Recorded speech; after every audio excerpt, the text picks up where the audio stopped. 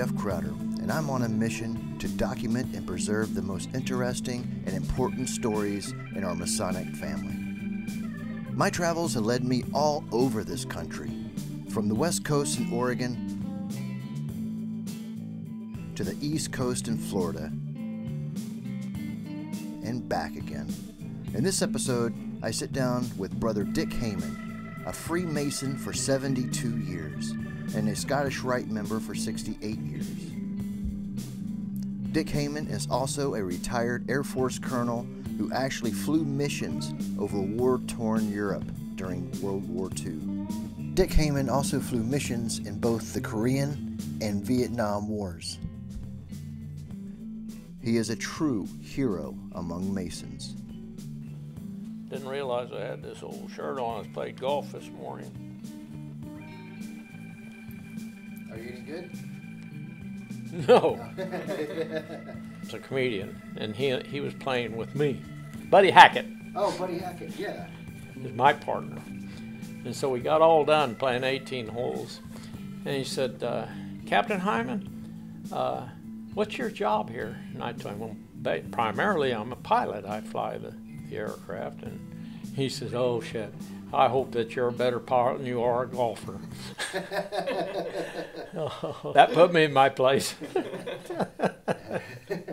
So we'll start at the beginning. When and where were you born? Coffeyville, Kansas, in May 25th, 1924. Were you an only child? No, I had a sister who's almost 2 years older than me. Before he joined the military, the German Luftwaffe was already getting itself involved in the Spanish Civil War in support of the fascist general Francisco Franco, leader of the military uprising in Spain. Hitler, or the Germans, went to Spain and helped the Spain Revolution in 1936, I think it was. And of course, the Germans got an awful lot of training, especially their fighter airplanes.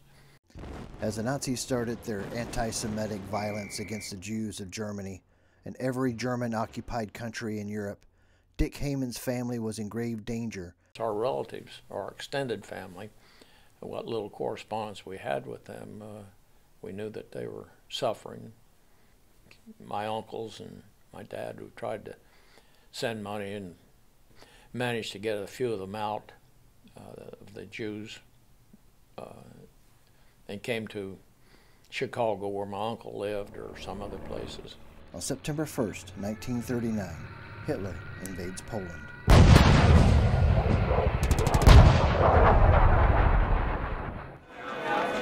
During the first part of the war in Europe, the United States stayed out of the conflict for the most part. That all came to an end because on March 11, 1941, Franklin D. Roosevelt, who was also a Freemason, signed the Lend-Lease Bill, which was an act to promote the defense of the United States.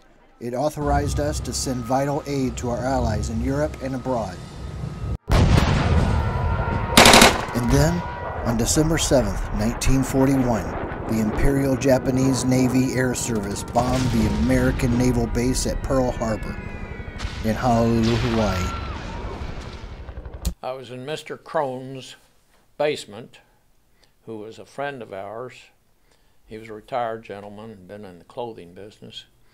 And Mr. Crone had a workshop, wood workshop, that he had built in his basement. He was a lovely gentleman.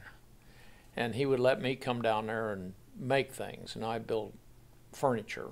I built a breakfast bar for my mother. I built a whatnot stand, which my son, who lives in Stockton, still has. And I built other things like that, book racks and things. And he had lovely tools, and he taught me to take care of them, always put them away, always clean up a mess. Anyhow, that's where I was when he came downstairs and said, Dick, the Japs just bombed Pearl Harbor. And I thought, and I was a senior in high school, understand. And I had to ask Mr. Crone, I said, where's Pearl Harbor? And he said, well, it's Hawaii. you might say, chills running up and down my back. And I was like a lot of the kids. It wasn't that we were scared or we weren't going or we were going or anything like that. It's just that we realized that America was going to be, or was at war. Well, we already knew it. To us kids, it never occurred to us that once they bombed us, we figured, okay, we're automatically at war. And we didn't understand the ramifications of having to declare war.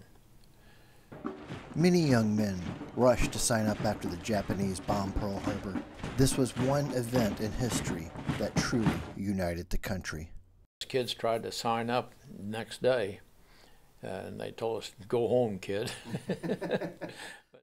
After graduating high school in 1942, Dick Heyman, like so many of his friends, enlisted in the military. I joined Tulsa, Oklahoma on the 15th of June, 1942, 6 months after we got in the war. That was 2 weeks after I graduated high school and 2 weeks after I became 18 years old. Well, I went to Tulsa, was where I was sworn in at the recruiting center. We were put on a bus and sent down to Fort Sill, Oklahoma, Lawton, Oklahoma, which is an artillery base. That was our indoctrination, how to make a bed.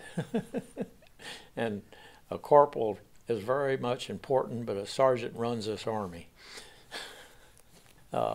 We had our breakfast. We learned right quick, don't take anything you're not going to eat. Because if you tried to put stuff in the garbage can and it was still good food, there was a sergeant standing there saying, eat it. A sergeant never said please, I don't believe.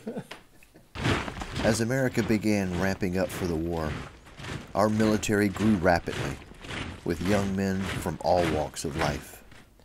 And some of these kids, an awful lot of them from oil field families, farmers, sharecroppers, kids like me just right out of high school, all levels. If you wanted to go to flight school, first you had to qualify. Also, you had to sit down with a psychiatrist. Because first I had to go through the training. I had to qualify to get into the training program. And that's where psychiatrists really got involved. I know that we had this amateur psychiatrist, and I don't know why this, but we eventually, during this 2 or 3 week period there, I mean, so many things happened, but I know I had to talk to this guy one time. Well, I'd already talked to some guys that had already been in to see him, and they had figured out he didn't know the square root of screw all. And so when I went in there, well, he asked me a question. I gave him the answer he wanted.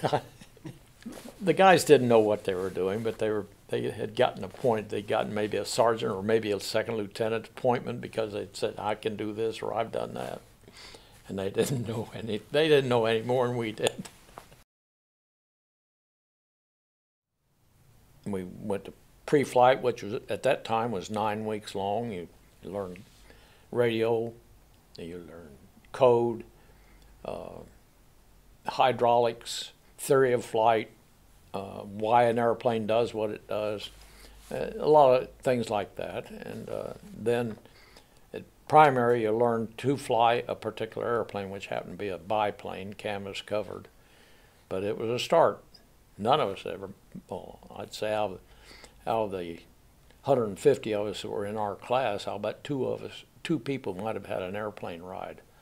Then when we went to a basic, we got a bigger airplane, regular metal covered with a 450 horsepower, 450 horsepower engine.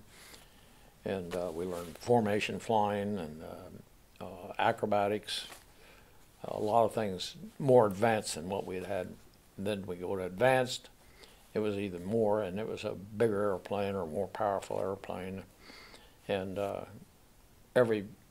theoretically, we learned enough that we could have gone to a combat outfit then, but that would not happen because you had to get checked out in a particular airplane, combat type airplane first.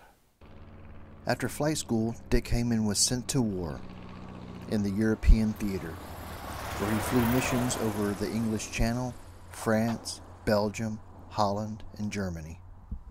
Well, if you're on escort, which we were primarily, and the first 3 or 4 months, maybe more than that, until after the invasion. Primarily, we were escorting the B-17s and B-24s. They would take off, say, at 4 or 5 o'clock in the morning. We'd hear them droning off, wake us up, because their bases were so 3 or 4 miles apart, so many in England. Anyhow, we'd then go into this big briefing room. If you were scheduled, you weren't scheduled every day. Sometimes you could get daily missions, but most of the time you'd fly one day and off a day or whatever.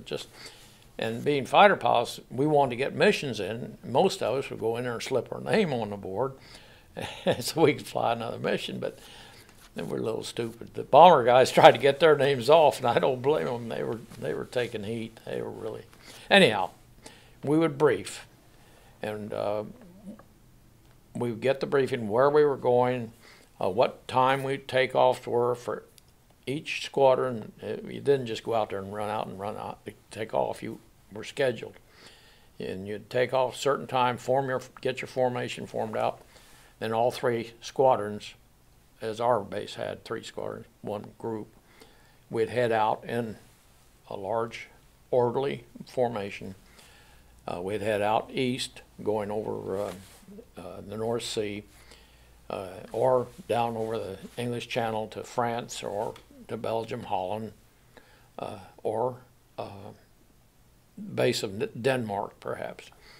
And we'd coastline in. At that time, we'd be up at altitude, say 25,000 feet, and we'd be spread out. Our guns would be on. We'd all had fired them. And the bombers by this time, the P-47s had escorted them from the coast, maybe 200 miles inland. And let's take Berlin, for instance. They would head east going towards Berlin, and here'd be a box of about 30 aircraft, and here's another B-17s or B-24s, and another box behind them. I say 30 airplanes, I think that's what it was. And there'd be boxes like that, and maybe 2 strings of them together, but these boxes would be going in. There might be 500 airplanes in these lines. And we would, of course, they're doing 150 indicated, that's about 200 miles true airspeed. And we'd be doing 250, and so we were going faster than them, naturally, and we'd just go as a flight of 4, and we'd break up into each squadron break up into the flights of 4s, and we'd escort back and forth up and down this stream of bombers, all the way up and all the way back, and over the top, not under them, but over the top and off to the sides, watching for enemy aircraft. And we'd be spread out. They call it finger 4. That's the type of leader, number 2, number 3, number 4. That's the way we flew our sorties. And if we saw enemy aircraft, we'd call them out, and very orderly. If it was either as a squadron, we would attack, or if it was a big gaggle, a whole group of us would attack. Go in there and mix it up, try to shoot them down. They'd do the same, try to shoot us down. We didn't think that was fair, but what the hell. But anyhow, we'd stay with the bombers. That was our job. And we couldn't go off chasing after the fighters if they took off. We had to stay there with the bombers because that was what we had to do. And, they took gas. Those guys took a lot of punishment because they couldn't dodge like we could. The flak's coming up, and you see these burst powder pieces just blowing up all over the place. And of course, we're flying along, and we're not just going straight and level waiting for it to hit us. We're moving around, little activity. Where the bombers, they're in this box, they can't dodge. They're just going right on in. That's the only way they could do it. Carpet bombing was widely used during World War II, first by the Germans, and then it was adapted by the Allies. When they get to the target, and we'd escort them from that 200-mile mark, or wherever it was, I don't know what the exact mileage, but on into the target, which is 600 miles maybe. But we would take them that far, and the P-47s couldn't go that far because they were shorter range. They couldn't, but we could fly that far in our P-38s. A lot of people thought a P-38 couldn't do that, but we did. So we just didn't know we weren't supposed to be able to. But anyhow, then the P-51s would come in and pick them up about at the target and stay with them through the. And of course, when I say stay with them, when we get in there where the flak would get heavy, we'd move out. It wasn't no use to staying there because the enemy fighters weren't going to get in there either. And we were trying to protect their sides. And they'd bomb. And of course, after the first box comes in and drops their bombs, the Germans know where the others are going to go anywhere because they're just right in trail. They weren't too smart about that targeting it. We could have done better. Anyhow, on the way home, for the first few months, they wouldn't allow this, but after a while, they let us hit what we call targets opportunity. And if we were coming back and we'd drop down from that 25,000 feet or whatever we'd been at, drop down to about 5,000 feet and look for stuff to strafe. But we'd strafe if we found trucks, a farmer working in a field. It wasn't unusual to chase their horses or blast their tractor. Smoke coming out of a factory chimney, boy, we'd hit that. That was joyful. Whatever we wanted. I caught a number of trains. And, if you could catch one, he didn't know you were coming. You catch one, he still had his steam up, you know, pressure.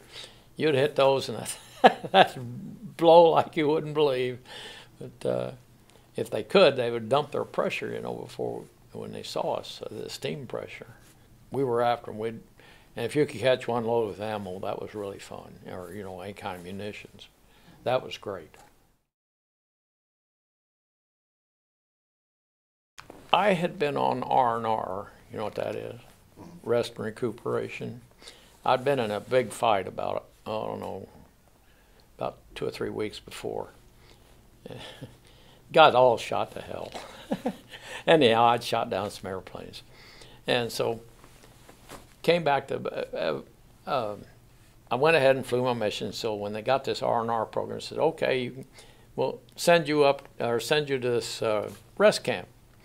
Well, they didn't have rest camps like in other places, but what they'd done, they'd taken over several of these big estates in southern England. And this one they had was lovely, big old stone house. And so 2 of us, I'm looking at 75 years ago, Bannister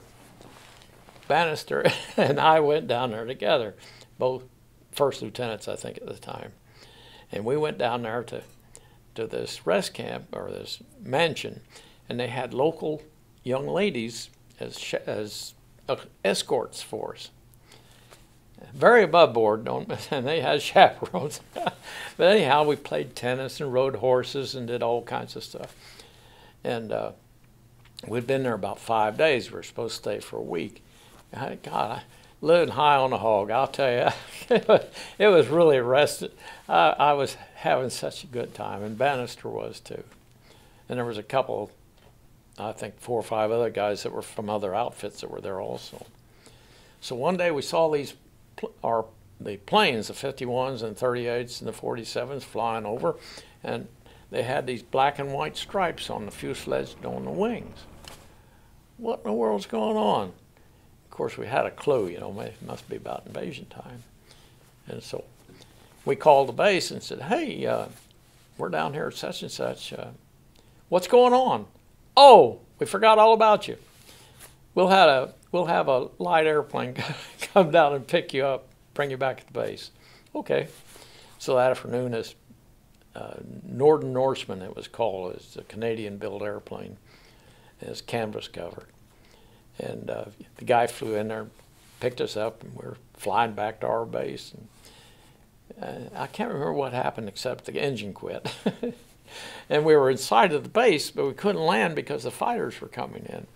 And so John is working the primer. This other guy's flying the airplane. He's working the primer, and I'm leaning over working the wobble pump. So we get some fuel into the engine. That's all wrong. It wasn't getting any fuel for some reason. And so finally this guy had to land it. And a stupid ass, he landed crossways in a plowed field. Oh, Lord, roughest landing I ever had. And so we got out and left him there, and he said, "What about me?" And I said, "Screw you." Bannister and I went over and stopped a GI truck on the road and got him to take us back to the base. So we got there, and they said, "Okay, briefing will be at 6 o'clock tonight." The Normandy invasion began in the sky as paratroopers and gliders were brought over the English Channel by the thousands. Dick Heyman was there to protect them. So 6 o'clock at night, we went in. And they said, "Okay, here's the deal. We're going to send off. I don't know how many airplanes, but you'll be in flights of 2, and you'll be taking off at about 10 o'clock, which is getting dusk, and it's not dark, but it's getting dusk, because it didn't really get dark until about 11 something, So we were to take off and fly down to the English Channel, and as soon as we saw the C-47s, which when we saw them, it would be dark, it'd be black, and we'd see them, and we'd get in with the area we were supposed to be in and escort them, stay with them, above them, and they were down at about 2,000 feet or something like that, maybe less than that even. Probably 1,500 feet coming over the English Channel, and then drop down to 500 feet is what they were supposed to do, I think. And so we were to stay with them, and there were more all the way along, but we only flew in flights of 2 because trying to keep flights of 4 together in dark is next to impossible. And so, because you didn't have your lights on, obviously. And so anyhow, that was my job. We flew down. I was on the first echelon to go because I had all the rest, I guess. And we escorted, we met the C-47s and C-46s with their gliders. And these are the guys that are going to land at midnight before D-Day. And they were to get to these estuaries and dams and canals and what have you, and either destroy them or protect them, whichever the case may be. And so we couldn't do anything. I mean, it's dark. All we could do is be sure that if no enemy fighters came in and got these guys, which we did. We patrolled to where they could not get by us. We could have caught them at least. It would have been a fight, but it didn't happen. They didn't launch it. Germans didn't launch anything, which was great. In the meantime, those transports, those C-47s, were getting shot to hell. I mean, they had no armor plate, no nothing. They were just the regular old commercial version of this, the Dakota, we call them Goonie birds, but anyhow. And they each had, I think, 21 on board. And they might be towing one, they'd be towing a glider if it's a C-47, which would have 15, 18 men on it, or maybe it had 10 men and a howitzer or whatever, maybe even a Jeep, depending. And 1,000, it must have been over 1,000 gliders. I don't know how many. There were so many C-47s and the C-46s, they could pull 2 gliders as well as having a load of paratroopers, I think about 50 in there. But those guys, God, they got shot down. I mean, they hit an engine in that thing and it's burning. They had no choice. And of course the pilot and the co-pilot, they had chutes on, but to get from their seats in that aircraft where they're flying the airplane and get back to the door and jump was practically impossible because they were only at 300 to 500 feet and they just didn't make it. Operation Overlord began on June 6, 1944, or more commonly known as D-Day, the Allied invasion of occupied France. As the troops were just landing from the boats, over them, we didn't go inland, we stayed there over the boats. Nothing we could do because there was no enemy action, any air action, none. There was 2 109s that they said came across there, and everybody was looking for them, but we never saw them. I know they did it, but out of the thousands of airplanes that the Germans had, that was the only 2 that I know of that made it over the lines. And so that was D-Day. I saw them landing from the landing craft, and It was a horrible sight to see. It's nothing I want to even I hate to recall it, frankly, but I do recall it naturally. But it was a massacre. But they hung in there. They did a great job. Wonderful. They had just guts. When we fired any guns in beyond the troops, I did a couple of times, but it was touch and go. I didn't want to kill any of our guys, but I didn't know where they were because I had no communication with them. While soldiers stormed the beaches and planes raced overhead, battleships off the coast were still firing missiles at German positions. It was horrific. Anyhow, we flew about 4 hours over the lines there, over the landing craft, and we had to stay above about 2,000 feet, I think. I know I was sitting out there watching, flying back and forth, and I looked over here in the English Channel, and here's these battleships there, and they're firing their cannon, you know, broadside. Well, those damn things are 2,000 pounds. They weigh a ton. Those shells weigh a ton that they propel. And I see that cloud of smoke with a fire, look inland a few, 30 minutes later, or 30 seconds later, or whatever, I don't know how long, they're hitting over here. I thought, wait a minute, where's that shell going? What's its trajectory? Are we under it or over it? We really didn't know. But I'll tell you, it sure got our attention. This has been Heroes Among Masons, featuring Dick Heyman, Part 1. Please keep an eye out for Heroes Among Masons, featuring Dick Heyman, Part 2. And as always, please hit the subscribe button on our channel, and be sure to like our Facebook page. From west to east and back again.